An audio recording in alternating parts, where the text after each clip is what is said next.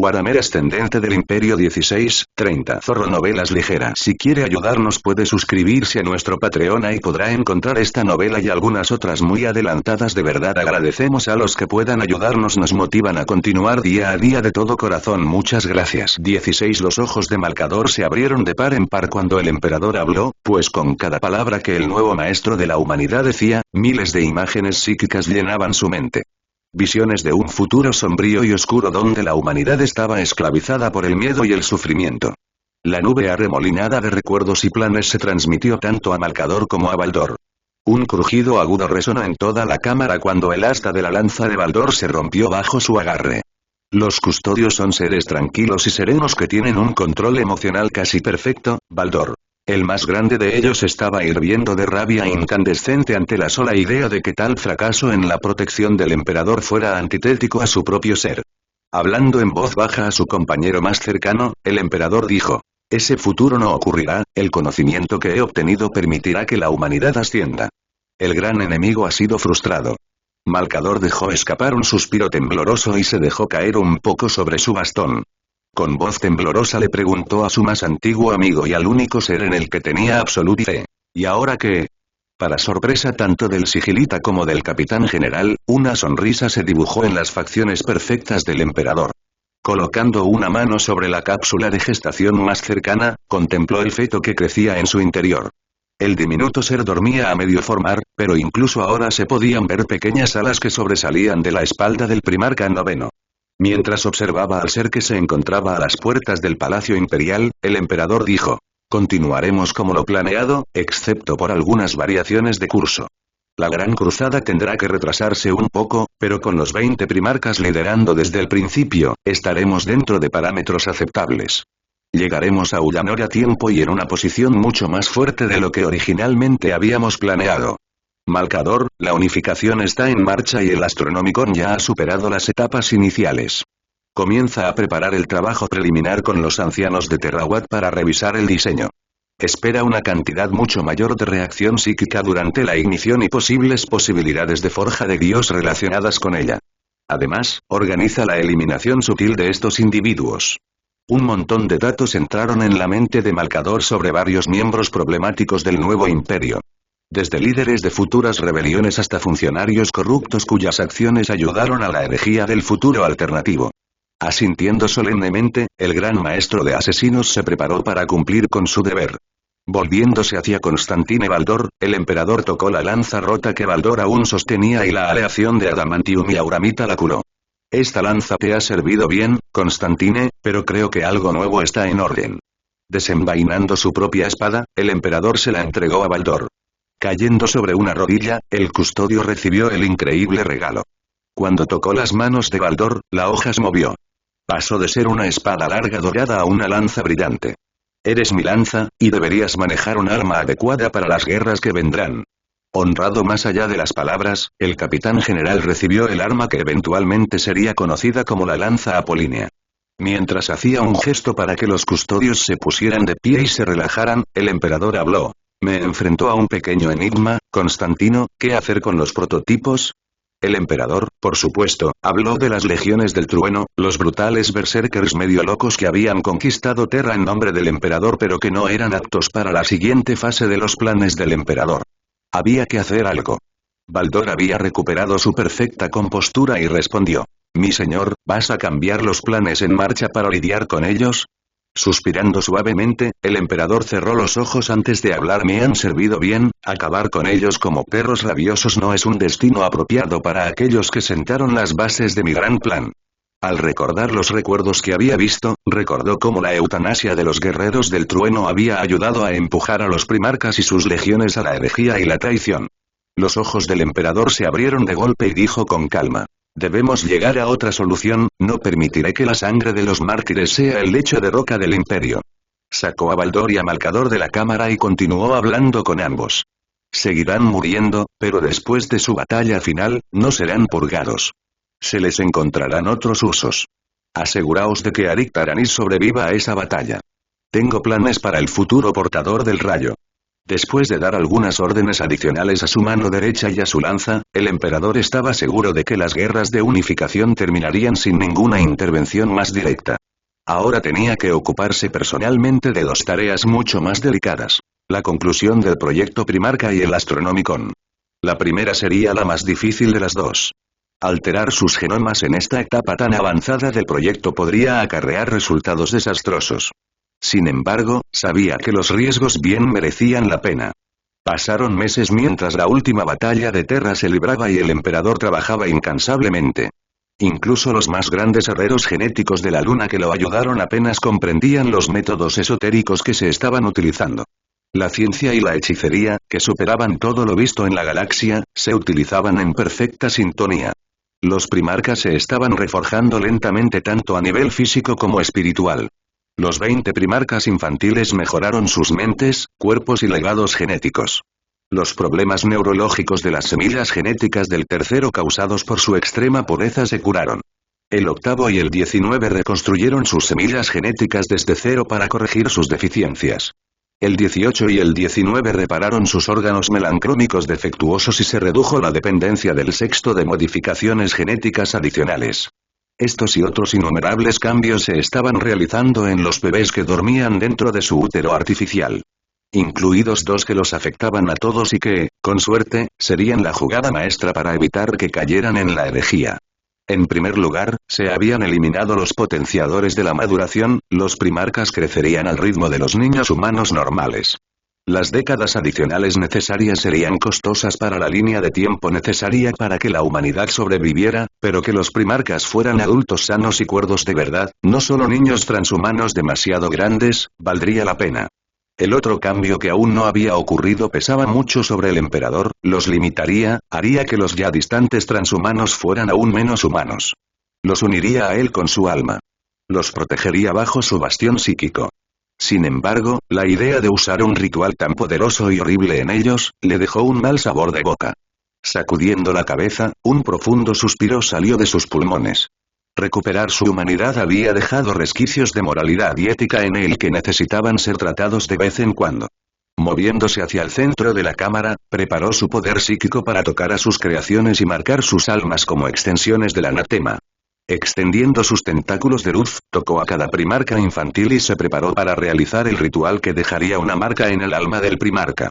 Como un patriarca de una de las antiguas religiones, se preparó para sacrificar a sus hijos. Sin embargo, tanto en este caso como en el de Abraham e Isaac, intervino un ángel. Una débil voz psíquica habló. ¿Qué estás haciendo, padre? Xsube estaba despierto.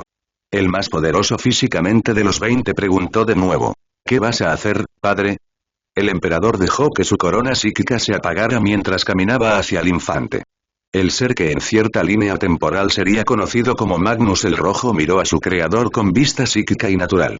Suavemente, el emperador le habló a su creación. Salvándote a ti y a tus hermanos de la oscuridad. Tomando una respiración profunda y temblorosa, continuó.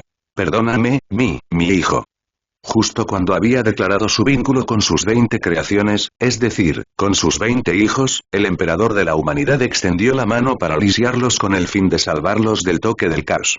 El infante Magnus pudo sentir el colosal poder psíquico surgiendo y sus propios poderes premonitorios entraron en acción. Viendo un futuro en el que él y sus hermanos tenían sus almas rotas y reformadas, sus emociones y humanidad paralizadas. Con ellos siendo nada más que armas en lugar de humanos. En una súplica psíquica desesperada, Magnus dijo. Por favor, padre, no hagas esto. Ver a sus hijos, inocentes e indefensos, y ver la cruel existencia con la que se estaba preparando para maldecirlos fue demasiado. El emperador cayó de rodillas. Las lágrimas corrían por su rostro. No podía hacerlo. No podía hacer lo que debía hacerse. El emperador de la humanidad había recuperado su humanidad para bien o para mal. Estaba atrapado entre dos opciones horribles. Dejar a sus hijos desprotegidos de las depredaciones del caos o mutilarlos para que se convirtieran en poco más que servidores en cuerpos transhumanos. Durante un período de tiempo desconocido, el emperador se arrodilló allí, agonizando entre sus opciones hasta que llegó la inspiración. El emperador había sufrido los horrores de la era de los conflictos, donde la humanidad estaba en su peor momento y en su punto más débil. Cuando todo por lo que se había esforzado se convirtió en polvo. En esa era de horrores, había olvidado el principio más verdadero de ser humano. Cuando no hay buenas opciones, cuando ninguna opción es el mal menor, se elige una tercera opción. Al darse cuenta de la existencia de una tercera opción, el emperador sintió que un poco más de su humanidad se manifestaba. Vincular su alma a los primarcas le causaría un daño irreparable, pero vincular almas de un poder similar, eso le proporcionaría cierta protección sin causar el daño tan grave que temía. El emperador había visto en un futuro lejano que los lazos de lealtad y hermandad protegían a todos, desde sus ángeles de la muerte hasta el soldado más humilde. Iba a forjar unos lazos bastante literales entre sus hijos. Girándose hacia Magnus, extendió la mano mentalmente hacia él y le dijo: «Hay otra manera, hijo mío. Otra manera de hacer retroceder la oscuridad». Extendió su alma para tocar a cada uno de los primarcas y sintió los fragmentos de sí mismo dentro de todos y cada uno de ellos. Fragmentos que los fortalecían, pero no lo suficientemente fuertes para protegerlos, hasta ahora. En una exhibición de destreza disforme sin igual, excepto por algunos de los actos verdaderamente grandiosos de los antiguos Eldars, el emperador de la humanidad unió las almas de los primarcas en una gran cadena. Una cadena inquebrantable de hermandad para unir a sus hijos contra la oscuridad que se avecinaba. La atmósfera de la Tierra había sido devastada, reparada y devastada nuevamente a lo largo de los milenios. Sin embargo, incluso el cielo contaminado e irradiado de la era de los conflictos poseía la capacidad de crear un fenómeno particular que había asustado y encantado a los humanos desde que existe la especie: las tormentas eléctricas. Una de estas tormentas azotó las tierras desoladas del Cáucaso de Terra. Los rayos se estrellaron contra el campo de fuerza del tamaño de una nación que protegía el dominio de la etnarquía. Incontables ejércitos, tanto imperiales como de otros tipos, habían sido derrotados al intentar abrirse paso en las montañas huecas de la etnarquía. Sin embargo, el imperio de la humanidad no se dejó disuadir y ahora todo el poder de la mayor potencia de Terra estaba desplegado contra la etnarquía. Fue en ese precipicio de guerra donde llegaron Arik Taranis y la última de las legiones del trueno. Al salir de su transporte, Arik miró al cielo justo cuando un relámpago iluminó el cielo nocturno. «Qué apropiado», reflexionó en voz baja el antiguo guerrero del trueno mientras los rayos de unificación estallaban literalmente sobre el último obstáculo para la unidad terrestre. Taranis hizo un gesto a su escuadrón de mando para que lo siguiera y se dirigió hacia el búnker de mando en el centro de la base improvisada. Preparándose psicológicamente, el gigante forjado genéticamente se preparó para reunirse con su creador y señor. A pesar de los cientos, si no miles, de reuniones con el emperador, el primer contacto todavía desconcertaba al viejo guerrero. El emperador no decepcionó y el mero impacto mental de su presencia fue suficiente para desconcertar a los hastiados guerreros por un momento. Arik se recuperó primero del bombardeo de estímulos y fue el primero en arrodillarse ante el emperador de la humanidad, que se encontraba de pie frente a una mesa hololítica discutiendo estrategias y planes con sus diversos generales. Habían pasado meses desde que el emperador había servido en el frente y habían comenzado a surgir rumores preocupantes sobre su desaparición. Al levantar la vista de la pantalla, el emperador saludó a los guerreros del trueno y les permitió ponerse de pie. Al moverse para hablar con su campeón entre las legiones del trueno, el emperador vio destellos de un posible futuro cuando miró el rostro de Taranis. Los guerreros del trueno masacraron fácilmente a miles en los campos de Frank hasta que el suelo se convirtió en un lago de sangre. La rabia psicótica abandona los rostros de los supervivientes del monte Ararat al darse cuenta de que había llegado su hora. Un puñado de guerreros torturados y destrozados se dispersaron al viento mientras sus cuerpos y mentes se fracturaban bajo su propio poder. Los hijos de los traidores se encuentran con el portador del rayo en las profundidades de Terra, su cuerpo y su rostro son una masa de cicatrices y lesiones cancerosas. Una armadura en ruinas se aferra a su titánica masa mientras está sentado en un trono de chatarra y gobierna un reino de inmundicia. Colocando su mano sobre el hombro de Arik Taranis, el emperador le habló suavemente a su prototipo que se estaba desintegrando rápidamente. Ha llegado el momento, Arik. El momento de la guerra final de las legiones del trueno. La sombría tristeza que desfiguraba el rostro perfecto del emperador sorprendió a Arik más que el conocimiento que venía con ella. Había esperado que el final llegara en una matanza brutal o en ser encerrado y pudrirse. No en una oportunidad simple pero cruelmente amable de hacer aquello para lo que habían sido creados. Taranis sabía que el fin se acercaba, había esperado esta orden desde que el primero de sus hijos había muerto cuando su propio cuerpo se desgarró. Cada vez que un guerrero trueno perdía cualquier rastro de cordura y masacraba a aliados y civiles, o cuando un apotecario abría el cuerpo de un guerrero enfermo y descubría que su cuerpo no era más que un montón de tumores. La espada del emperador se acercaba cada vez más a su cuello y al de sus soldados. La saga de las legiones del trueno estaba llegando a su fin y la era de los conflictos estaba llegando a su fin. Habían sido creadas para marcar el comienzo de esa era de locura y barbarie, pero eran parte de ella tanto como los innumerables monstruos y locos con los que habían luchado. Ahora cumplirían con su deber y aplastarían la última sombra de los antiguos horrores que habitaban en la cuna de la humanidad. Los datos de la misión y las evaluaciones tácticas llegaban a los oficiales de la Legión del Trueno desde los generales y estrategas del círculo íntimo del emperador, al igual que el nuevo equipamiento, nacido tanto de la tecnología Terrawat como de Marte, llegaba a manos de sus soldados. Debían excavar bajo la superficie de Terra para alcanzar la fuente mítica del poder de las etnarquías. Las galerías de la tempestad. Millones de soldados mantuvieron la ofensiva en la barrera, la artillería llovió día y noche en un bombardeo ininterrumpido diseñado no solo para debilitar el escudo de vacío, sino para distraer a los defensores del verdadero asalto. Blindados con servoarmaduras mejoradas y blandiendo una colección de poderosas armas, las legiones del trueno estaban listas para atacar. 25.000 guerreros, las últimas 5 huestes de la tormenta, se habían reunido bajo el mando de Arik Taranis y estaban listos para traer la ira del emperador sobre cualquiera que se opusiera a ellos. Los medios de transporte que llevaban a las galerías tempestad subterráneas eran vehículos marcianos diseñados a la inversa, llamados termitas. Enormes naves excavadoras construidas para sobrevivir a los entornos más duros del universo conocido. Gotha, el segundo de Taranis, miró con escepticismo la colección de naves, todas ellas preparadas para perforar la corteza de la Tierra, y emitió un sonido que era una mezcla de gruñido y gemido. A través de un comunicador seguro con su comandante, expresó su preocupación. Señor, usted sabe tan bien como yo que al menos una décima parte de nuestras fuerzas está al borde del abismo. ¿Hay alguna otra opción que amontonarnos en esos cubos oxidados a medio terminar y esperar que la mitad de nuestro ejército no se vuelva loco o literalmente se desgarre? Arik, que apenas reaccionó a las preocupaciones de su escudero, simplemente dijo: hay contingencias preparadas. Gotha, que esperaba no estar mintiendo, se encogió de hombros y ocupó su lugar en una de las monturas de restricción dentro del termite líder. El viejo guerrero trueno notó que el diseño de los asientos parecía similar al de varias naves de desembarco e hizo una mueca ante la ironía de que un guerrero trueno, la encarnación de la tormenta, el conquistador de los cielos y el maestro del golpe profundo, encontrara su fin debajo de la superficie del mundo en una extraña parodia de una inserción táctica. Gotha se abrochó el cinturón y conectó su armadura a la maquinaria circundante. De repente, los ojos de Gotha se sintieron pesados. Miró a su alrededor frenéticamente y vio a sus hermanos de batalla caer en sus ataduras uno tras otro y pudo sentir que su mente se desvanecía. Maldiciendo en innumerables lenguas terrestres, trató frenéticamente de liberarse. Al mirar hacia arriba, donde había visto a Taranis por última vez, vio al legendario guerrero sentado casualmente y sin afectarse, viendo a sus hijos desmayarse.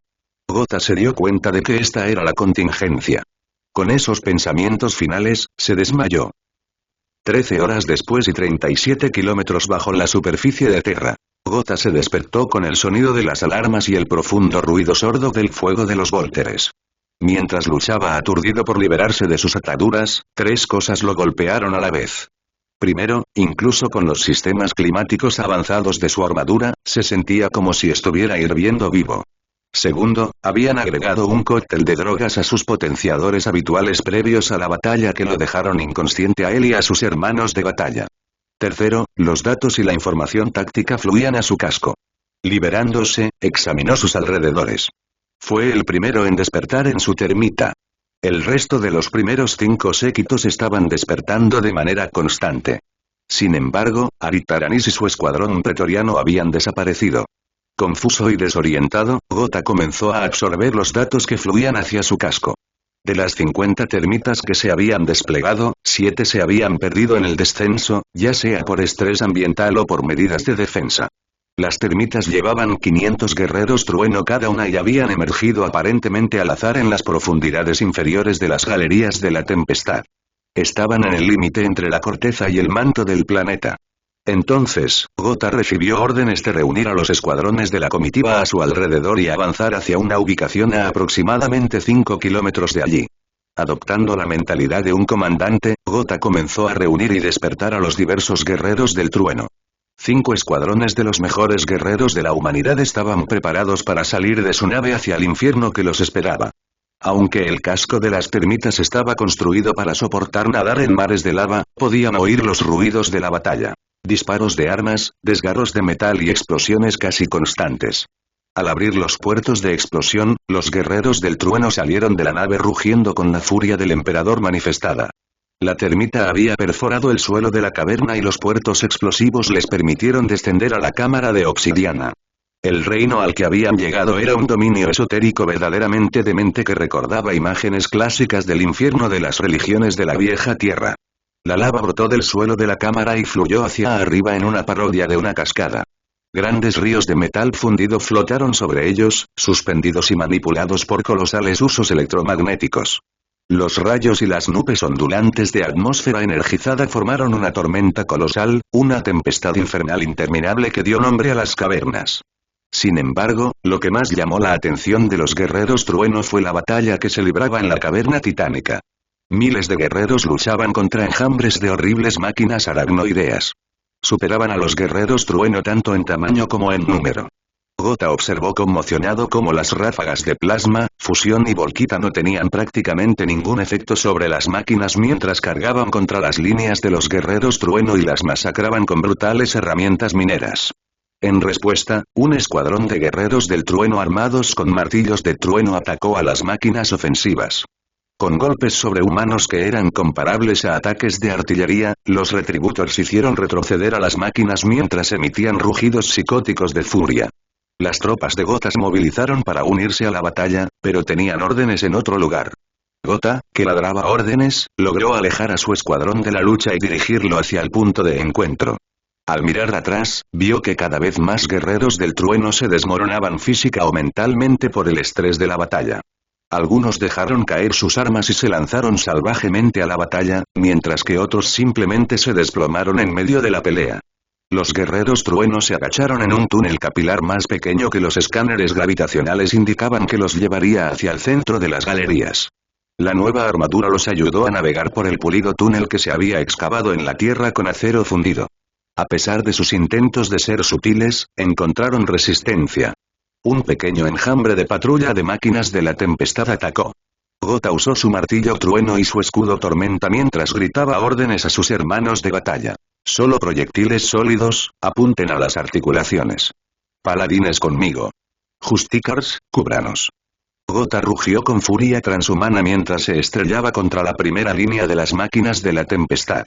Sus compañeros guerreros trueno siguieron su ejemplo con armas de cadena, hachas de poder y martillos trueno.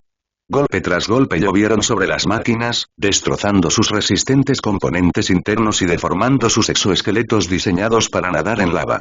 Algunas máquinas intentaron trepar por las paredes del túnel para apuñalar a los paladines, pero los Justicars reinaron a muerte con sus proyectiles penetradores, impidiendo cualquier intento de doblegar la primera línea de guerreros.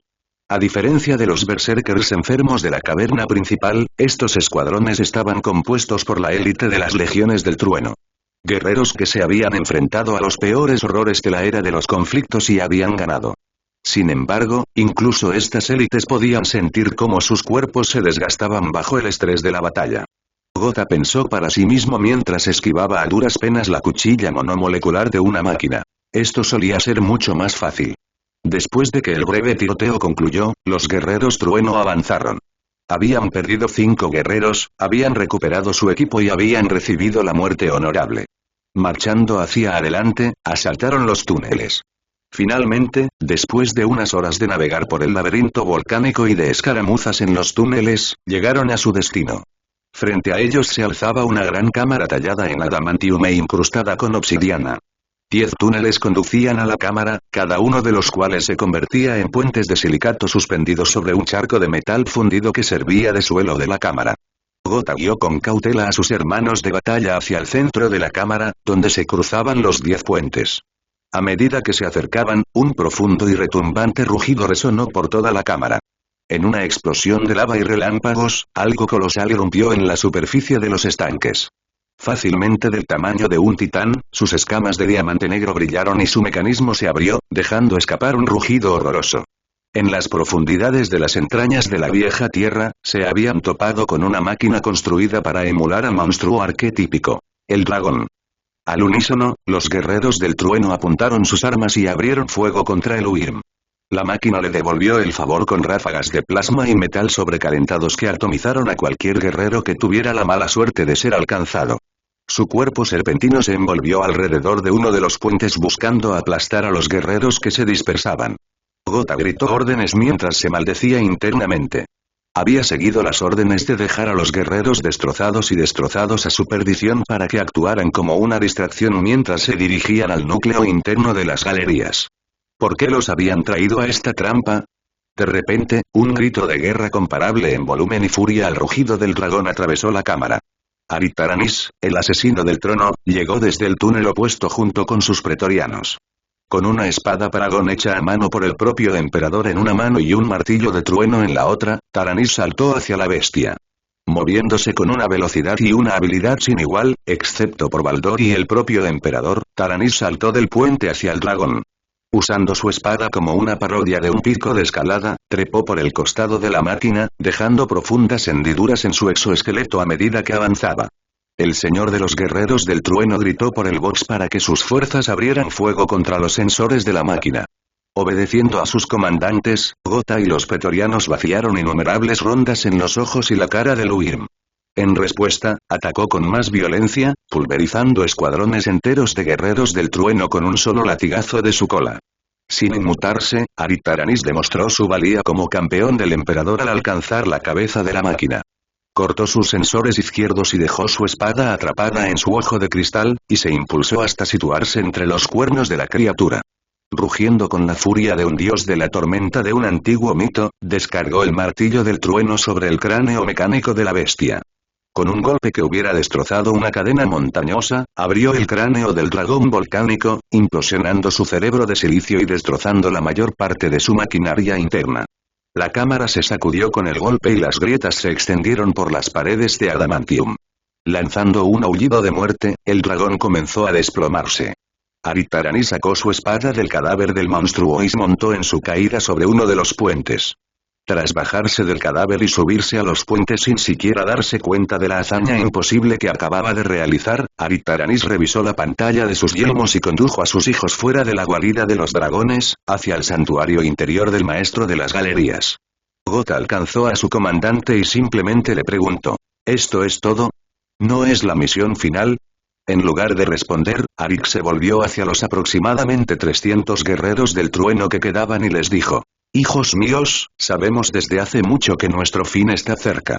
Hemos servido al emperador con valentía en la búsqueda de la unificación, pero no fuimos creados para conquistar las estrellas ni para proteger a la humanidad como sus mejores soldados. No, fuimos forjados para destruir y aplastar lo peor de la vieja noche como guerreros. Estamos muriendo, todos nosotros, y nuestro emperador nos ha dado una oportunidad.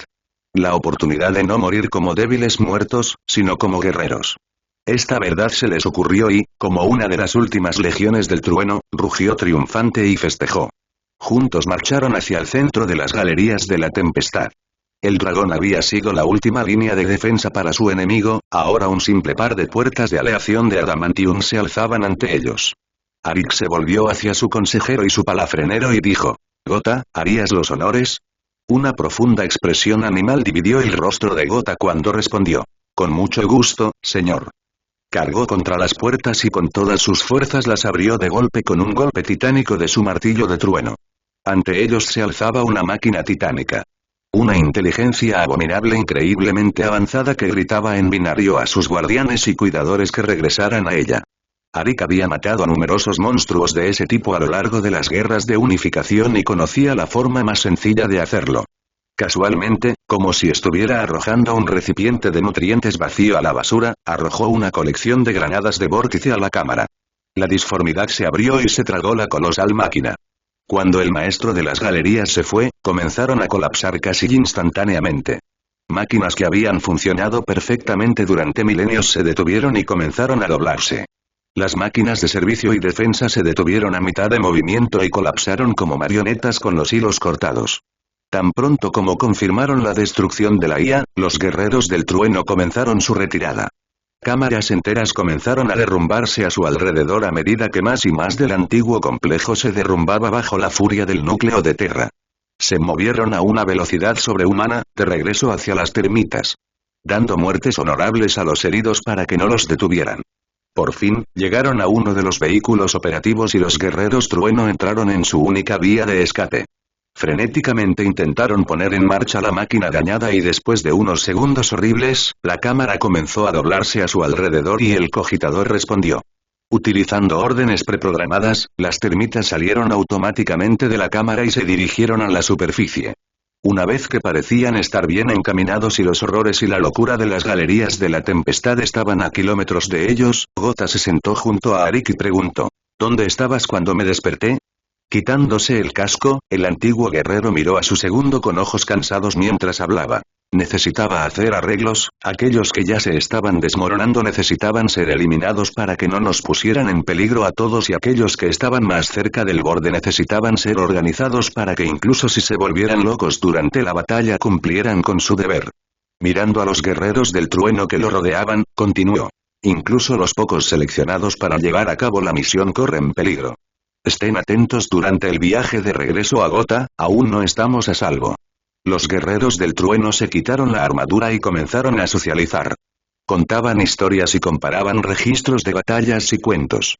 Las horas pasaban y, durante un período de tiempo trágicamente breve, los guerreros disfrutaron de la camaradería y el compañerismo que solo se les brinda de dos hermanos de armas.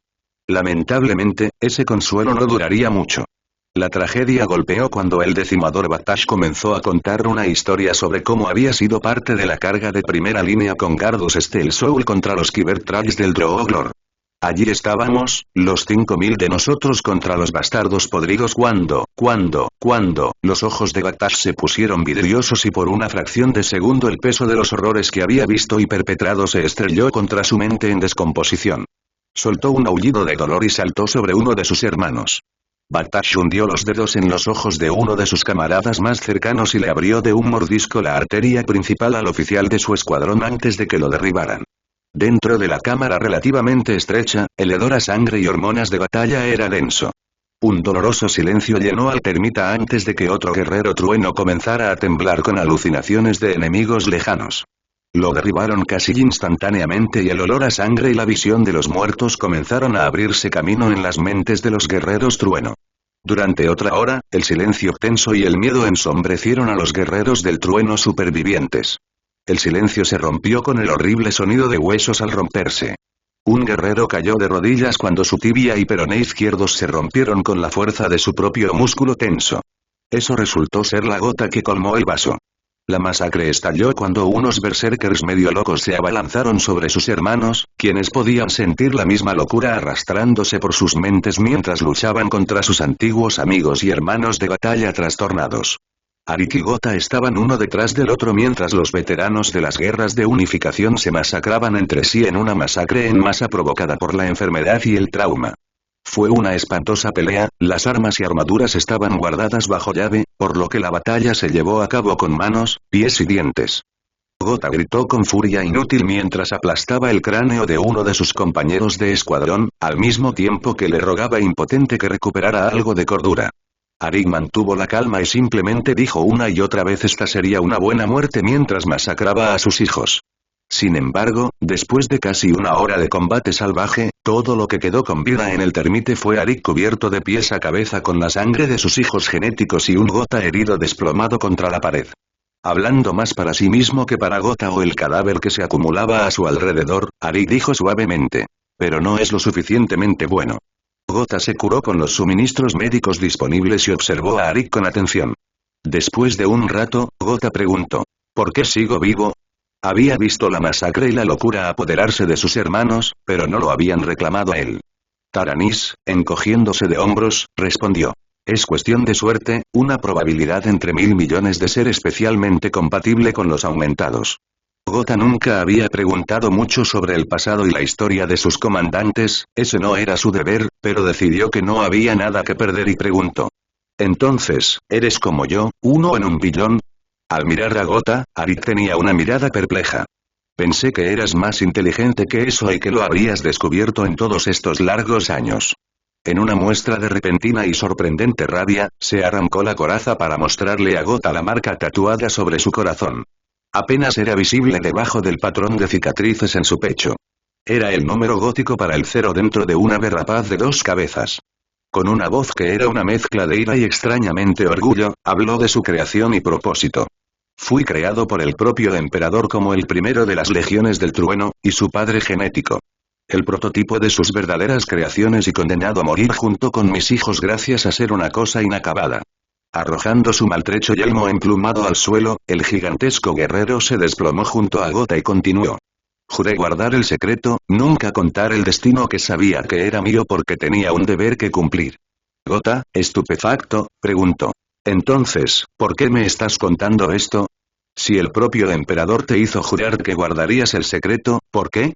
Una sonrisa cruel apareció en los labios de Arik. Porque lo jodiste a él y a sus formas egoístas, manipuladoras e intrigantes. Gota todavía estaba aturdido por las palabras claramente traicioneras y antes de que pudiera decir otra palabra, Arik comenzó a reír. Un gruñido profundo que parecía imposiblemente en desacuerdo con la escena de sangre y carnicería que los rodeaba. He esperado siglos literales para decir esa maldita frase, Gota. Siglos. El emperador de la humanidad es un egoísta, un maniático del control que gasta vidas como si fueran moneda de cambio y controla sutilmente todo lo que lo rodea. Sin embargo, la peor parte absoluta del bastardo que hará de Grox es que tiene razón. Lo que hace es la mejor maldita manera de avanzar y lo sabe. Con esas palabras, Arik Taranis, el asesino del trono, admitió la verdad de su maestro. 8 horas después, en un volcán inactivo cerca de Klossatz, la termita salió a la superficie. Los exploradores imperiales que la habían estado esperando la detectaron rápidamente. El mensaje llegó a los campos de batalla moribundos de las tierras desoladas del Cáucaso, donde el imperio estaba acabando con los últimos restos de la etnarquía. El emperador acababa de supervisar el transporte del propio etnarca a Kamikbamaru cuando llegó el mensaje. Flanqueados por los custodios, el rememorador y varios sirvientes del emperador llegaron al lugar donde avistaron la termita que había aparecido en la superficie. Poco después, el puerto de explosión principal se abrió y las figuras gemelas salieron. Arik llevaba a Gota colgado del hombro. Lentamente, se acercaron al emperador. Un grupo de médicos se acercó a Gota para curar al guerrero herido. Arik Taranis se aseguró de que su escudero estuviera en buenas manos y se acercó al emperador. El creador y la creación se miraron fijamente durante un segundo antes de que Arik golpeara al maestro de la humanidad con un puñetazo que habría abierto en canal un tanque de batalla principal. El golpe desconcertó levemente al emperador y antes de que los sentidos transhumanos de Taranis pudieran detectarlo, 12 lanzas guardianas flotaban sobre sus puntos vitales. A lo que Arik simplemente gritó con brusquedad. Está bien, hazlo. Los custodios casi obedecieron antes de que el emperador los detuviera. Con una voz llena de sombría indiferencia, el emperador le habló al Urprimarca. No, Arik, la guerra de las legiones del trueno puede haber terminado, pero tú todavía tienes un papel que desempeñar. Uriah Olataire era viejo, no solo físicamente sino también mental y espiritualmente. Podía sentir el peso de los años en sus huesos y sobre su alma. Irónicamente, no había vivido tantos años como otros y estaba apenas entrando en la segunda mitad de su vida. Sin embargo, los años que había pasado con vida habían sido especialmente duros. Se habían librado guerras, se habían perdido familias, se habían quemado hogares y se habían extinguido formas de vida. Estos pensamientos ocupaban al anciano sacerdote de la Iglesia de la Piedra de la Luz mientras apagaba las velas y limpiaba el antiguo lugar de culto. Uriah se había unido al credo cuando era joven y había visto cómo su congregación se reducía con el paso de los años. La verdad del emperador se encargó de ello. La religión había sido declarada enemiga, fuente de aflicciones y miseria. Todos los meses llegaban nuevos informes sobre grandes catedrales y templos que habían sido saqueados, convertidos y demolidos. Persistieron las historias de terror sobre clérigos y cardenales que habían sido arrastrados a la noche, y muchos lugares religiosos habían sido abandonados debido a que sus clérigos habían huido de los secuaces del emperador. Algunos de los partidarios más devotos de Uriah habían pedido e incluso suplicado que lo ayudaran a huir de las purgas. Él había rechazado a todos y cada uno de ellos. Les decía a todos que he vivido por esta iglesia y, si es necesario, moriré por ella. Con el tiempo, incluso los más devotos habían dejado de venir. Durante las últimas semanas, Uriah había estado solo en el antiguo edificio, sin nada más que el estruendo de las olas del mar y las antiguas escrituras como compañía. El anciano sacerdote, dejando escapar un profundo suspiro, fue a cerrar con llave las grandes puertas de roble del edificio. Justo cuando se acercaba a ellos, llamaron a la puerta. Suspirando para sí mismo, Uriah se dirigió a la puerta, preguntándose quién podría haber venido a llamar a esa hora tan tardía. Las puertas se abrieron y un hombre se paró frente a Uriah. Vestido con el uniforme de un oficial imperial, el hombre de cabello negro azabache tenía una figura imponente. El hombre miró a Uriah a los ojos y el sacerdote tuvo la desagradable sensación de que lo estaban estudiando como un espécimen científico que se prepara para la disección. Un escalofrío subconsciente recorrió la columna de Uriah al pensarlo. El extraño hombre extendió su mano para estrechar la de Uriah y habló. Usted es el padre Uriah Olataire, sacerdote de la iglesia de la piedra de la iluminación, ¿correcto? Reenfocándose y sacudiéndose la ansiedad momentánea, Uriah tomó la mano del extraño y habló. Sí, ¿y usted es? Puedes simplemente llamarme Revelación. Uriah se burló de eso. Qué siniestro. ¿En qué puede ayudarte este viejo sacerdote con revelación? Una expresión momentánea de dolor cruzó el rostro del extraño antes de continuar. Busco tu consejo. La inflexión de Revelación apestaba a desdén, y obviamente le disgustaba la idea. Uriah había visto orgullo y ego de innumerables variedades a lo largo de su mandato y podía reconocer fácilmente los signos de un hombre que detestaba pedir ayuda. Una sonrisa amable apareció en el rostro del sacerdote y dijo. Por supuesto, hijo mío. Entra, entra. Uriah condujo al hombre hacia los bancos y notó que el extraño examinaba los diversos frescos y pinturas que adornaban la iglesia. Uriah sonrió, el arte de la iglesia había sido algo que había disfrutado durante mucho tiempo y le encantaba compartir con los fieles. Revelation señaló una trinidad de pinturas que ocupaban una de las paredes. ¿Obra de Isándula Verona? No he visto algunas de ellas en muchos años. El rostro de Uriah se iluminó. Han pasado décadas desde que alguien reconoció su trabajo. Uno de mis predecesores recibió esa pieza como regalo después de que ella asistiera a uno de sus sermones. Las tres pinturas mostraban escenas icónicas del credo de la iglesia. La primera representaba figuras desnudas dentro de un jardín utópico. La segunda, un duelo épico entre un caballero dorado y un dragón plateado, y la última mostraba un ser hecho de luz rodeado de un halo mecánico. El extraño continuó hablando por un minuto antes de volverse hacia el sacerdote y hablar. ¿Sabes cuál ha sido el destino de las grandes iglesias y templos de Terra? Uriah miró el uniforme de Revelación y comenzó a preguntarse si esta visita era de naturaleza más siniestra de lo que originalmente pensó. El viejo sacerdote suspiró y dijo. Sí, han sido destruidas por el emperador y sus legiones. ¿Es por eso que has venido? ¿Para destruir mi iglesia como todas las demás? En ese momento los ojos de Revelación parecieron perder toda emoción y habló. Sí, pero también se requiere tu consejo. Revelation se acercó al altar y continuó hablando. ¿Sabes cuántas iglesias existen en Terra? ¿Cuántos sacerdotes quedan? Apenas procesando la noticia de su inminente desalojo y posible ejecución, Uriah habló. ¿Unos cientos? ¿Unos miles? Tu maestro ha pasado por su misión por lo que he oído. Ante eso, un bufido de burla escapó de Revelation. Solo queda uno de cada uno. Hizo un gesto hacia Uriah y el edificio en el que se encontraban. La última iglesia y el último sacerdote de Terra. Uriah sintió como si un martillo le hubiera dado en la frente. ¿Podría ser él realmente el último sacerdote? ¿Se podría borrar todo rastro de fe de la cuna de la humanidad con tanta facilidad? Una mezcla de dolor y rabia llenó el corazón de Uriah. Con voz amarga, escupió. Entonces, ¿qué consejo podrías pedirme? Sirves al régimen que ha extinguido con más éxito la luz de la fe y la salvación. ¿Qué demonios podrías querer de mí? La amargura llenó el rostro de Revelations mientras hablaba. Quiero saber si me equivoqué. Hace mucho tiempo llegué a la conclusión de que la religión es algo tóxico y peligroso y, una y otra vez, esa conclusión se ha visto reforzada por innumerables actos de locura y fanatismo que he presenciado. La ira llenó el rostro de Revelations cuando terminó. Dejando escapar un suspiro de derrota, continuó. Sin embargo, a pesar de eso, han salido a la luz nuevas pruebas. Pruebas de que, sin importar lo que se haga, la humanidad buscará algo o alguien a quien adorar y que la fe puede usarse. Usarse para protegerse contra la oscuridad. Uriah había conocido a muchos ateos, agnósticos y detractores a lo largo de su carrera.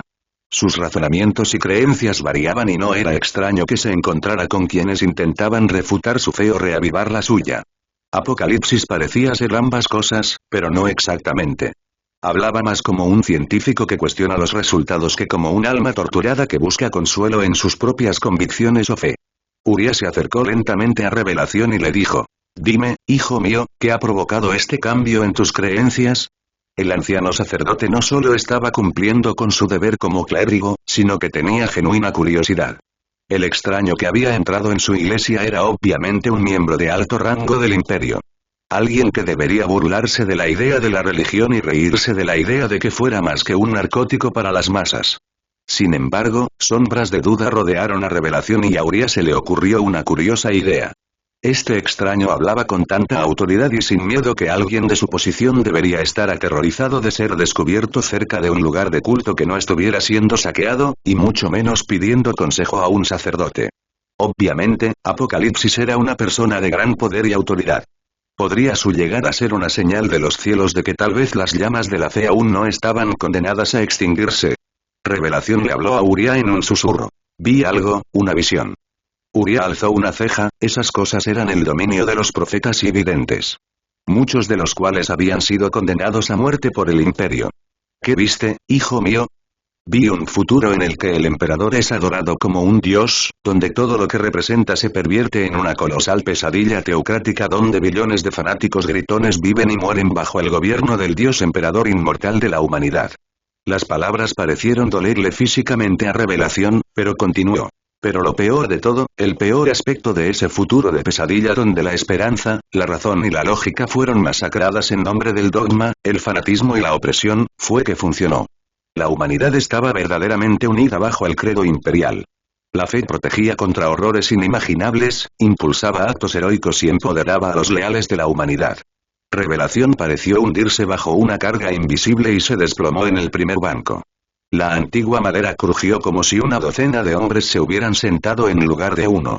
Uriah se sentó junto a su invitado y dijo en voz baja: «No soy profeta ni psíquico, pero podría predecir esa visión a la perfección».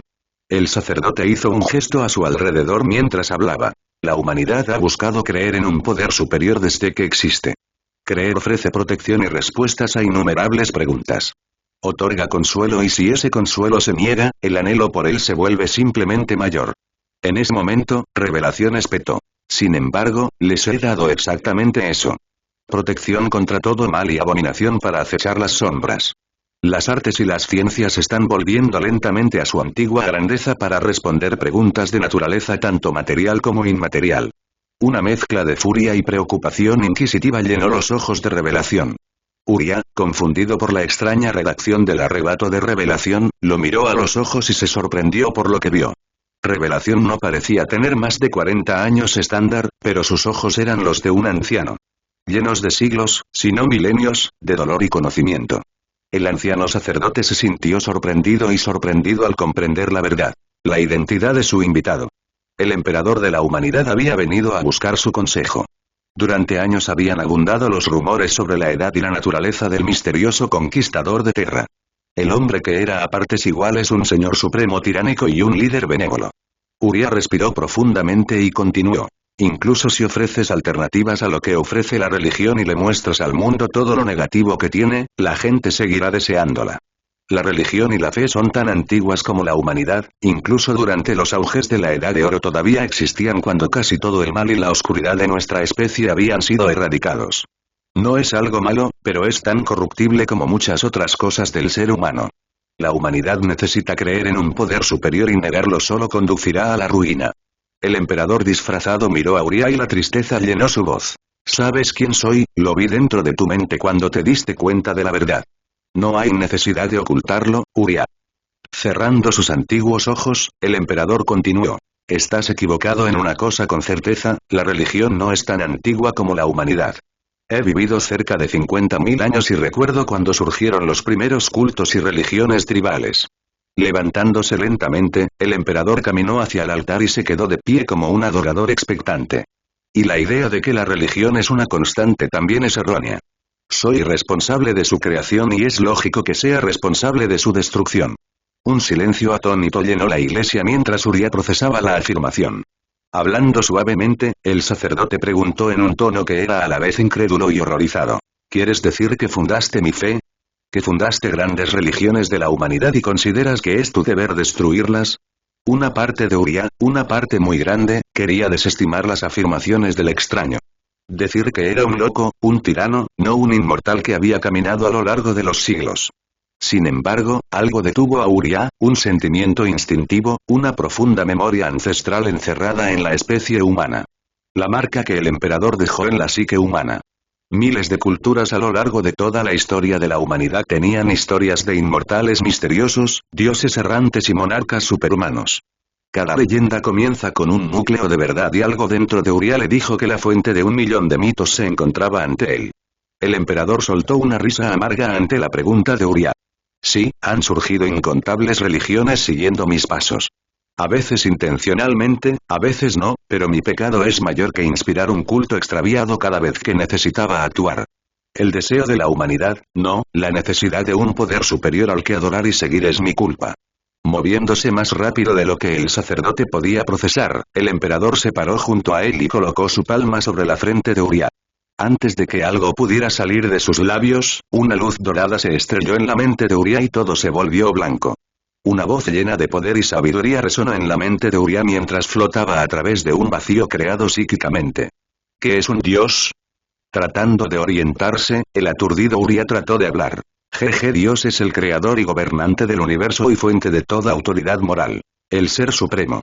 Una risa profunda respondió a eso y la voz continuó. Esa es la descripción del libro de texto de la deidad de tu fe. No te pregunto cuál es tu Dios, sino que es un Dios. Después de pensar por un segundo, Uría respondió. Algo poderoso, algo más allá de la humanidad. Un ser sobrenatural que es adorado. A eso, la voz pareció considerar la respuesta dada antes de hablar. Es comprensible, muchos seres encajan en tu descripción y de hecho han sido adorados como dioses a lo largo de la historia humana. Aún así, Uría, ¿considerarías que estos seres son dignos de ser adorados? La realidad cambió de nuevo y Uría se encontró transportado entre incontables realidades. Cada una más horrible que la anterior. Un monstruo plateado titánico, con alas que ocultaban el sol y ojos que ardían con una horrible energía verde, estaba sentado en un antiguo templo del desierto donde miles de humanos antiguos se arrodillaban ante él esperando su turno para ser consumidos por el dragón de entre las estrellas. Millones de soldados con armaduras increíblemente avanzadas que luchan contra miles de millones de cadáveres lobotomizados controlados por una inteligencia abominable de tamaño mundial. Una mente colmena divina que corrompía y distorsionaba todo lo que tocaba, manipulando y creando mundos enteros de dragas mutadas que rezaban por su inevitable consumo y asimilación. Llenos bioluminiscentes brillantes que adoctrinan mundo tras mundo para convertirlos en esclavos cautivados que sirven a sus amos todos los caprichos hasta que son drenados y convertidos en cáscaras disecadas. Cosas hechas de pesadillas y locura que se deslizan desde las grietas de la realidad para corromper y controlar a aquellos lo suficientemente desesperados como para buscarla. Estos y otros innumerables rostros de pesadilla aparecieron ante Uría. Cada uno traumatizaba y enfermaba al sacerdote más que el anterior. Por un momento, el caleidoscopio de monstruos se detuvo. La voz del emperador habló de nuevo. Cada una de esas abominaciones ha reclamado la divinidad. Cada una utilizó la adicción de la humanidad a lo divino para alimentarse y esclavizarnos. He luchado contra muchos de ellos y tengo la intención de cortar el yugo de la fe para que nunca nos divida ni sea utilizado por nuestros enemigos. Luchando contra los ataques de pánico y las ganas de vomitar, Uría logró hablar. Entonces, ¿ese es tu razonamiento? La humanidad ha sido manipulada y controlada por innumerables cosas, ¿por qué elegir a la religión como tu chivo expiatorio y objetivo de tu ira? El espacio blanco retumbó con el sonido de un trueno distante cuando el emperador respondió. Las cosas Dios que te mostré usan la fe como un medio para un fin. Ese no es el caso de los grandes enemigos, el único enemigo que importa. No usan la fe para controlar o manipular, sino para crecer en poder y derribar las barreras entre lo real y lo demente. 4 nuevas visiones aparecieron ante Uría a la vez. 4 tormentas de locura y horror que se arremolinaban a su alrededor. Proyecciones de una visión recordada silenciada para la mente de un mortal y aún así, hervían con tal corrupción y crueldad que el sacerdote podía sentirla filtrándose en su alma. Cada uno de los monstruos tocaba su alma. dejando huellas de pesadillas y todo lo que está mal con la especie mortal en su memoria. El guerrero sangriento con cabeza de perro mostró visiones de locura y violencia, donde mundos enteros fueron masacrados en una furia psicótica. Una columna de humo susurrante habló de un billón de complots de traición y mutación. El inconfundible hedor de la podredumbre llenó las fosas nasales de Uriah mientras un cadáver hinchado goteaba veneno enfermizo disfrazado de amor y aceptación. El último de los 4 fue una visión de una gran serpiente alada que se atiborró de sus creadores y cantó una canción de belleza y horror.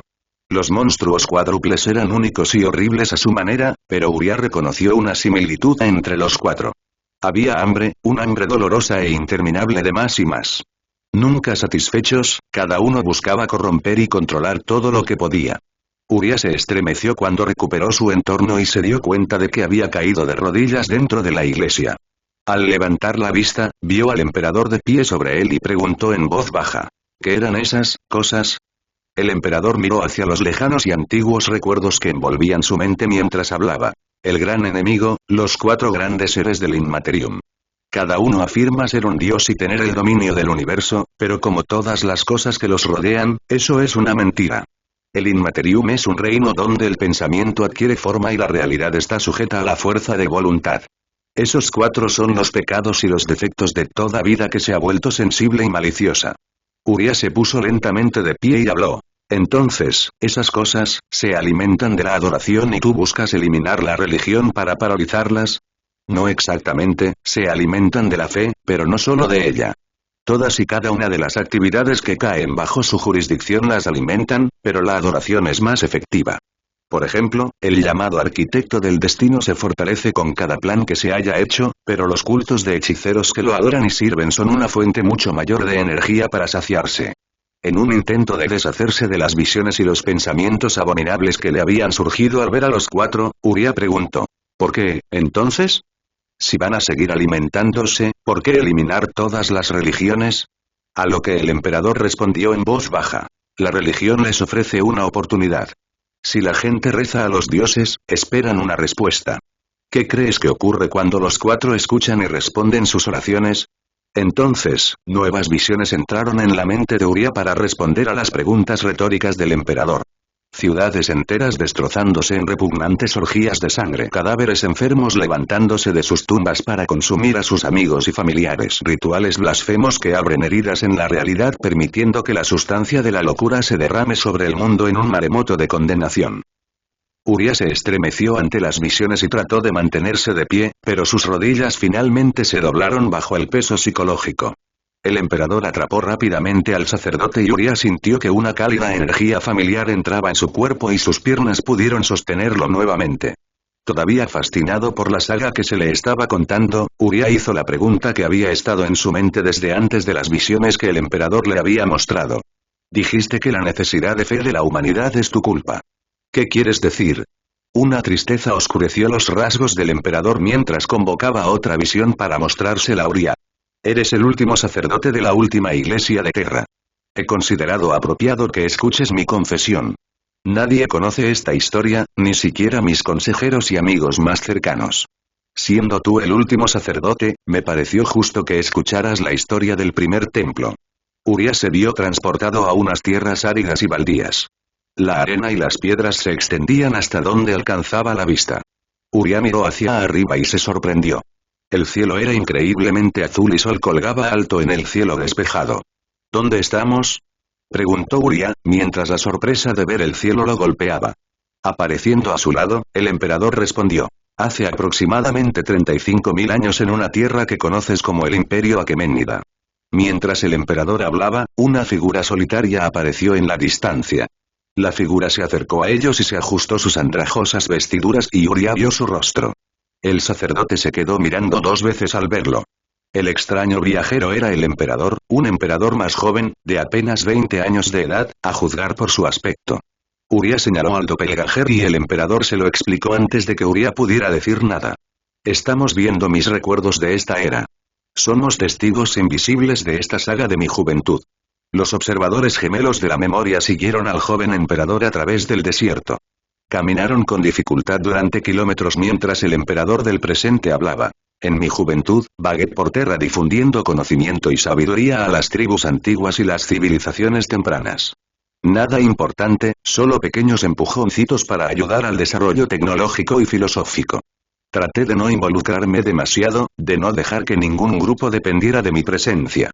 Mi propósito siempre ha sido guiar y proteger, no se puede permitir que la humanidad dependa de mí porque eso los debilitaría. Uriah levantó una ceja y preguntó. Entonces, ¿por qué estás buscando conquistar y controlar a la humanidad como su emperador?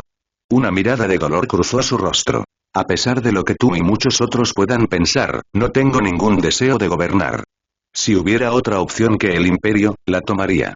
Llegaron a la cima de una colina con la forma de la memoria del emperador y ante ellos, enclavada en la orilla de un gran mar, se encontraba una ciudad antigua. Ellos y la forma de la memoria se detuvieron y admiraron la metrópolis primitiva. El emperador continuó su narración. No había visitado esta ciudad en aproximadamente 2 siglos y medio. La última vez que estuve aquí ayudé a tratar un brote viral menor y expliqué un poco de higiene básica. Había hecho algo similar en todo el mundo y no pensé en ello. Así que cuando regresé a esta ciudad enclavada en la orilla del mar salado, me horroricé por lo que encontré. Siguieron a la forma de memoria hacia la ciudad. Grandes procesiones de carros y bestias de carga llevaban mercancías hacia las puertas de la ciudad. Cada una de ellas era detenida y anunciada por una patrulla de guardias de aspecto matón. El emperador antiguo se unió a la fila y finalmente llegó a las puertas. Los guardias miraron al anciano de túnica raída de arriba abajo. Vete, vagabundo, no necesitamos a tu especie aquí. El emperador antiguo levantó una ceja y comenzó a hacer un gesto con la mano antes de que una voz surgiera detrás de él. Tío Ibram, así que ahí es donde te alejaste. Un hombre bien vestido de la fila se acercó y tocó el hombro del antiguo. Con calma, el hombre habló a los guardias. Lo siento mucho, mi tío se alejó de la caravana. Tras apartar al antiguo emperador y dirigirlo de regreso a su familia y sirvientes, el hombre continuó en un susurro. No está del todo bien de la cabeza, pero le prometí a mi padre que lo cuidaría. Los guardias gruñeron algo a cambio. Urias y el emperador siguieron al hombre generoso y al anciano. El emperador anciano le preguntó en voz baja al extraño. ¿Por qué hiciste esto por mí? El hombre se encogió de hombros.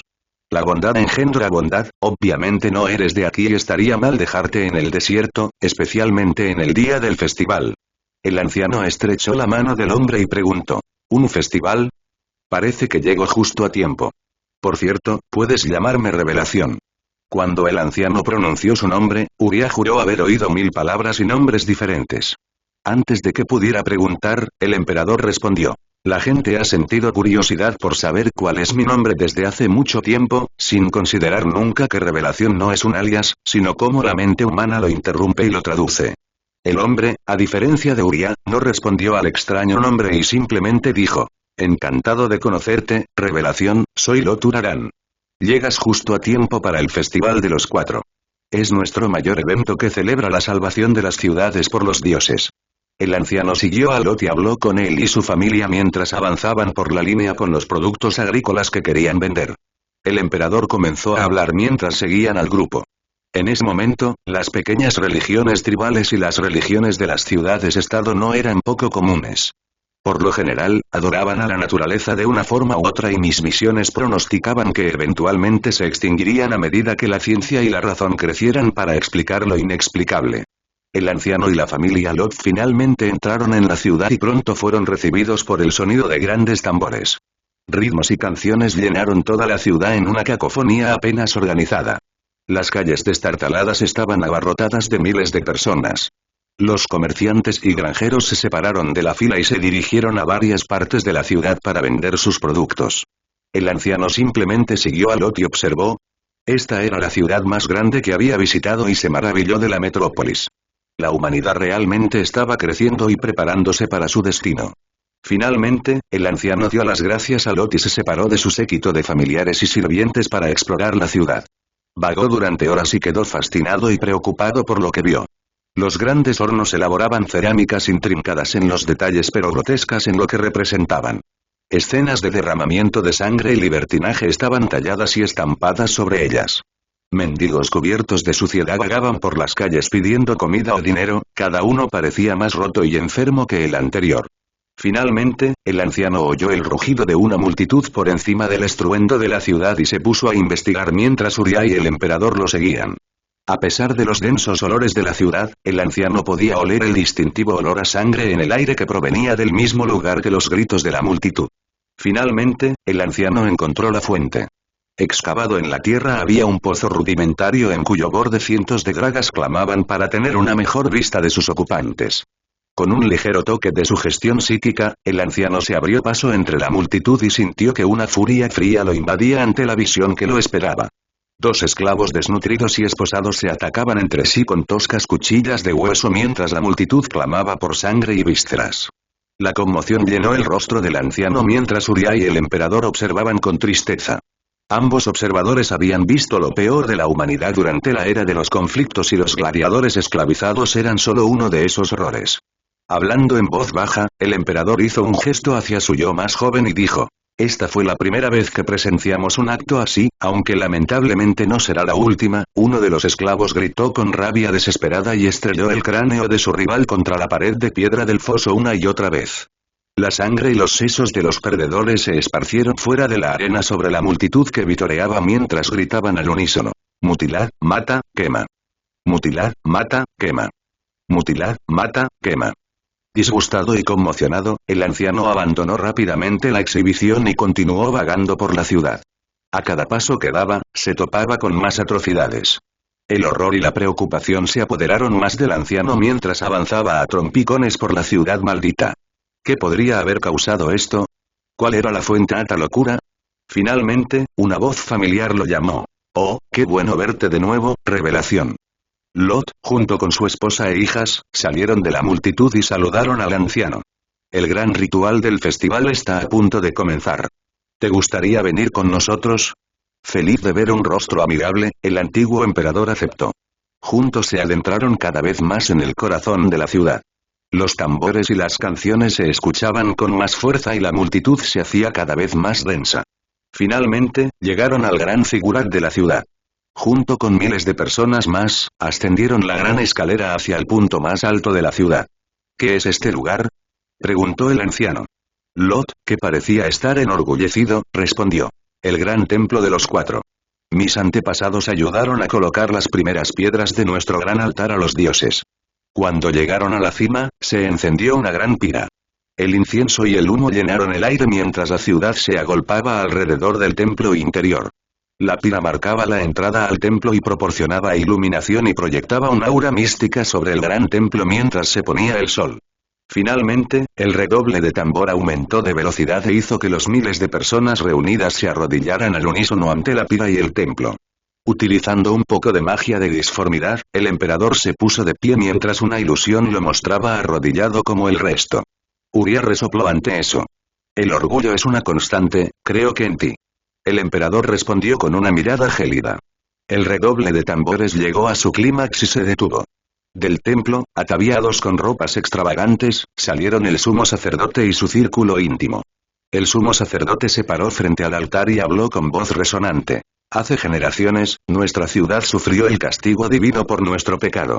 La muerte y la perdición acechaban nuestras tierras y se apoderaban de quien quisieran. Incontables se consumieron y murieron bajo el peso de nuestra blasfemia. Los ancianos alzaron las cejas. ¿Así recordaban la plaga? ¿Cómo recordarían entonces su intervención? El sacerdote continuó. Entonces llegó el extranjero. Un profeta y un sabio enviado por los dioses para guiarnos por el camino de la rectitud. Fuimos salvados por su sabiduría sagrada y los dioses, en su misericordia eterna, nos salvaron. En una increíble exhibición de poder psíquico controlado, el anciano utilizó una combinación de psicometría, precognición y su propio intelecto para ver el pasado de la ciudad.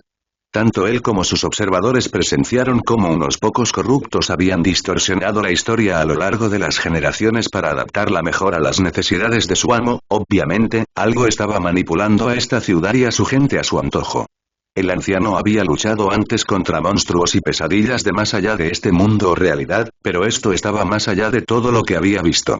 Excepto por algunos recuerdos susurrados de sus predecesores. El sumo sacerdote continuó. Sin embargo, los dioses, incluso con su misericordia, exigen garantías. La garantía de que no caeremos en las viejas costumbres y de que no desaprovecharemos esta segunda oportunidad. Sellamos un pacto con los 4 y debemos demostrar nuestro valor. Debemos sacrificar algo valioso para nosotros para demostrar nuestra devoción. En ese momento, un lamento agudo estalló en el templo. 8 mujeres, cada una con un bebé en brazos, se acercaron al altar. La incredulidad se apoderó tanto del anciano como de Urias. ¿Podría el sumo sacerdote realmente tener la intención de ir? Las mujeres, como saben, tenían expresiones diferentes. Algunas estaban extasiadas, cautivadas por el fervor religioso. Otras parecían demacradas y con los ojos sin vida, reacias a aceptar lo que estaba a punto de ocurrir. Solo una sollozaba y temblaba de miedo y horror mientras abrazaba a su bebé que lloraba contra su pecho. Al unísono, se acercaron al altar y se les ordenó que sostuvieran a sus bebés sobre la pira ardiente. El sumo sacerdote levantó una espada tallada en hueso sobre su cabeza y rugió un júbilo a los dioses. Alabado sea el perro sangriento, el sapo podrido, el maestro emplumado de las conspiraciones y la serpiente del pecado. Después, bajó la espada con la otra mano y dejó que la sangre salpicara. Ante esa espantosa señal, las madres arrojaron a sus bebés a las rugientes llamas. Los fieles rezaban con adoración mientras los bebés eran quemados vivos. Las masas, embelesadas, carecían de los sentidos sobrehumanos de los antiguos y no podían oír ni oler el horror absoluto de lo que estaba ocurriendo. El antiguo permaneció allí, su mina transhumana, en estado de shock por lo que acababa de presenciar. Sin embargo, la atrocidad aún no había terminado. La madre, que lloraba, no había soltado a su hijo y lo sostenía contra su pecho mientras sollozaba súplicas desesperadas por la vida de su hijo. Con un desdén casi casual, el sumo sacerdote le cortó la garganta y la arrojó a ella y al bebé al fuego. Fue esa acción la que sacó al antiguo emperador de su estupor. El tiempo se detuvo para el anciano y Uria observó cómo la realidad se ralentizaba. Hablando con una mezcla de disgusto y horror, el último sacerdote habló. «Ah, entonces por eso te culpas por esto». Con una voz más fría que el invierno nuclear, el emperador respondió. No exactamente, los monstruos de la disformidad usaron mis acciones en mi contra, pero mi pecado es lo que ocurre a continuación. El tiempo volvió a su curso normal y el anciano desechó la ilusión de que estaba arrodillado y se quedó solo entre los adoradores. Antes de que el sumo sacerdote pudiera gritarle por su falta de respeto y exigir su ejecución, la ira del anatema se desató. Wartfire se concentró en una explosión de plasma psicoquinético que salió disparada de los ojos dorados del anciano en una explosión de energía pura que no se vería en la tierra hasta la siguiente erupción volcánica. Al instante, el templo, los sacerdotes y el altar quedaron reducidos a sus elementos subatómicos. Los corruptos pudieron haber muerto instantáneamente, pero sus almas fueron privadas de sus maestros por la llama que los consumió agonizantemente. Los inocentes se salvaron de tal destino y simplemente se refugiaron dentro del alma suprema del anatema. Sin embargo, el anciano había llegado una era y un segundo tarde. Los infantes y la madre sacrificada fueron arrojados a las fauces de los dioses sedientos. Una luz dorada brotó del anciano. Urias sintió que la energía lo inundaba y sus piernas se doblaron. Era más cruda, más feroz y carecía de la bondad de cuando lo había curado, pero la energía era la misma. La misma que la luz divina que lo había curado y salvado en Gaduare. Se volvió lentamente hacia el emperador y habló en voz baja. Tú, fuiste tú. No solo inspiraste mi religión, sino también mi fe. Una mirada sombría apareció en el rostro del emperador mientras hablaba. Sí, no eres el primero en encontrar la fe cuando se expone a mi poder. De 12 estudiantes, un comerciante del desierto, el sabio esclavo y el 72 ascendentes encontraron la fe y comenzaron religiones bajo mi influencia en un intento de detener cosas como esta. Hizo un gesto hacia la atrocidad que tenían ante ellos. Volviendo a la memoria, observaron cómo el anciano brillaba con un poder que superaba todo lo que la humanidad había visto jamás. Lentamente, el anatema se elevó en el aire y, por un momento, los ciudadanos de la ciudad miraron el faro psíquico y se preguntaron si la salvación o la condenación los había alcanzado. El emperador antiguo reunió su poder psíquico y trajo algo más grande y más terrible que cualquiera de los dos. Una ola de poder psíquico se desprendió del cuerpo del antiguo en un pulso psíquico que se movió más rápido que el pensamiento a través de la tierra. Todos y cada uno de los humanos en la faz de la tierra fueron tocados por la ola de energía psíquica. Todos los humanos tocados por el caos y los susurros de la disformidad murieron como uno solo. Como marionetas a las que les cortaron los hilos, simplemente se derrumbaron. Su mente se apagó telepáticamente y su alma fue destrozada o destruida. Incluso aquellos que no estaban corrompidos sintieron el toque del anatema en su mente y aprendieron sin lugar a dudas que existe un poder superior, algo grande, dorado y poderoso que existía. Las semillas de cada arquetipo mesiánico, cada rey de los dioses, cada deidad monoteísta habían sido plantadas. La humanidad había sido tocada por lo que muchos llamarían lo divino y fue alterada para siempre por ello. Un Uriah conmocionado y un emperador amargado vieron cómo el anciano descendía lentamente de nuevo al suelo del templo y se desplomaba en el suelo. Todos los seres humanos en 100 kilómetros a la redonda yacían muertos. 2 ciudades enteras e incontables aldeas y familias habían sido atrapadas por sus pecados. Cada ser humano, eso es por Lot y su familia. El anciano se puso de pie lentamente, todavía temblando por la conmoción y el dolor, y miró a los 4 a los que había perdonado la vida. Vio una horrible mezcla de miedo y reverencia en sus ojos y, en un susurro psíquico, dijo: «La bondad engendra bondad, corre y no mires atrás». Obedecieron y escaparon de la ciudad muerta lo más rápido que pudieron. El trauma y las visiones religiosas llenaron sus mentes. El emperador y Uriah observaron al anciano sentado allí con los ojos cerrados y pudieron ver cómo intentaba contener las lágrimas por lo que había hecho. El primer gran desastre en la historia de la humanidad había sido obra suya, y podía sentir cómo las ondas expansivas de sus acciones cambiaban el futuro. La disformidad había sido frustrada en su intento de corromper a la humanidad primitiva, pero ¿a qué precio? Uriah se volvió lentamente hacia el emperador y en un susurro dijo: «Todo tiene sentido, tú eres la fuente de la fe y creaste esta necesidad en la humanidad en su hora más oscura». La tristeza distorsionó los nobles rasgos del emperador mientras hablaba. Perdí el control, por un segundo perdí el control y esto es lo que pasó. A lo largo de los milenios he tratado de dominar y usar este error para proteger y ayudar a la humanidad. Sin embargo, no importa lo que haga, no importa lo que diga, ocurren cada vez más atrocidades. El anciano finalmente se puso de pie después de sentir que Lot y su familia estaban a kilómetros de distancia. El inmortal extendió sus manos y en una hazaña de poder psíquico y control como nunca antes se había visto, desencadenó telequinéticamente la fusión atómica. Una explosión de fuego nuclear estalló ante él y consumió la ciudad en un muro de muerte y furia. Era la primera vez, pero ciertamente no la última, que el ser que eventualmente sería conocido como el emperador de la humanidad quemaría la mancha del caos. Cuando la pared de plasma nuclear los envolvió, la visión se desvaneció y los observadores se encontraron nuevamente dentro de la última iglesia. El emperador parecía emocionalmente agotado y se desplomó en uno de los bancos. Uriah se unió a él temblorosamente y permanecieron sentados allí en un silencio conmocionado durante horas. Finalmente, con voz entrecortada, Uriah habló: «Tienes razón, la religión es un error». Uriah se puso de pie lentamente y continuó hablando mientras caminaba hacia el altar de la iglesia. «Pero hay una manera, la humanidad necesita algo en lo que tener fe, en lo que creer. Dales algo en lo que creer y satisface su necesidad hasta que la humanidad esté lista para conocer la verdad». Casi casualmente, Uriah tomó una vela que se consumía del altar y la dejó caer sobre la alfombra apolillada de la iglesia. El fuego comenzó a extenderse rápidamente, el antiguo edificio comenzó a arder mientras Uriah y el emperador se miraban fijamente. «Continúa, la última iglesia debe arder como la primera y yo debo ir con ella», dijo Uriah en un susurro ronco. Con una calma sombría, el emperador se puso de pie y se paró frente a Uriah. El sacerdote cerró los ojos y esperó su fin. No llegó, en cambio, la energía dorada estalló y el emperador dejó a un lado su forma ilusoria y se paró ante Uriah en toda su gloria. Con sorprendente delicadeza, el emperador llevó su mano acorazada a la frente del último sacerdote. La energía dorada llenó el cuerpo y el alma de Uriah. Podía sentir que su cuerpo se curaba de 1000 dolencias diferentes provocadas por el tiempo y una vida dura. A su vez, su alma se purificó del toque de los 4 y se blindó contra ellos. Con una voz que comandaba ejércitos y ordenaba la construcción de imperios, dijo: «Uriah Olataire, eres sabio para un hombre de tan pocos años. No permitiré que ardas y seas olvidado como las religiones de antaño. Debes venir conmigo a este futuro.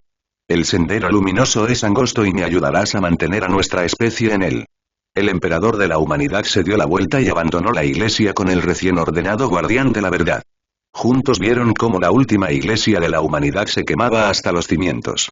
Uriah preguntó simplemente, mientras lo que una vez fue su hogar se convertía en cenizas y polvo: «¿Y ahora qué?». El emperador tenía una expresión pétrea cuando respondió: «Tenemos una especie que salvar.